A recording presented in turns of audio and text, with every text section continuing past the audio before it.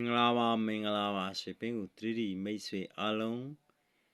မင်္ဂလာညချမ်းပါနော် sweeping ကိုရဲ့တင်ရှာမြင်ရှာကြားရှာအားလုံးတွေမှာပါစင်မလို့မှာ 3D တကွက်ပြောပြမှာဖြစ်ပါတယ်နော်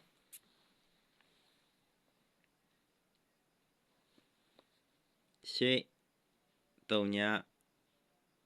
5 73 3ညထဲပေါ့နော်3 3ည3ည3 3ညထဲပေါ့နော်ခွန်နေ4 73နေ့ထဲပေါ့နော်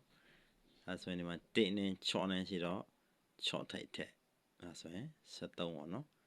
1 6 6 73ခွန်နေ4 73 3 3ည3ည73ရှေ့3ည5 73ရှေ့5 3 3လုံး6ခွန်9 3ညခွန်3လုံး6 1 4 1 3လုံး6နေ့ရှေ့6 3လုံး6နော်ရှေ့5 3 3လုံး6ခွန်3ည9 3လုံး6 1 4 1 3လုံး6နေ့6ရှေ့မှာ3လုံး6နော်အဲ့လိုဖြစ်ပြီး6ထိုက်ရှေ့ပဲလို့ရတယ်6ထိုက်ရှေ့ပဲလို့ရအချိန်မှာထိုက်စီးနဲ့ဗရိုက်နဲ့လေးနေထိုက်စီးနဲ့နေဗရိုက်နဲ့လေးရှေ့ထိုက်စီးနဲ့6ဗရိုက်နဲ့လေး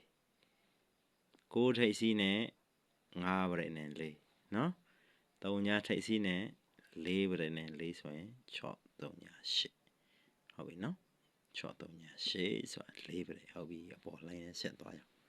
နော် online က6 3ည8ဆိုရင်အပေါ်လိုင်းပြန်သွားတိခွန်တိကိုတိချော့နေကိုတိကိုစကိုနေတိချော့ထိုက်ထဲမှာကိုနော်တိခွန်ကိုတိချော့နေကိုတိကိုနေတိချော့ကိုချော့ထိုက်ပြီး3လုံး8 3ည5 3 3လုံး8နေ့3နေ့3လုံးခွန်ရှေ့ခွန်နေ့3လုံး6ရှေ့ခွန်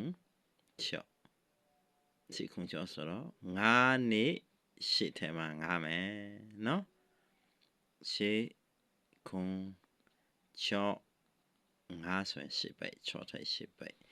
အဲဆိုရင်4ပဲဆိုရင်6 3ည8ဖြစ်ပါတယ်နော်ဒီကဏ္ဍအပေါ်စိတ်အော့စိတ်နဲ့မြာတနဲ့အတွက်ထိုးတင်တဲ့ကဏ္ဍဖြစ်ပါတယ်ဆွေပင်းကူ 3D မိတ်ဆွေအလုံးကောင်းကြပါစေနော်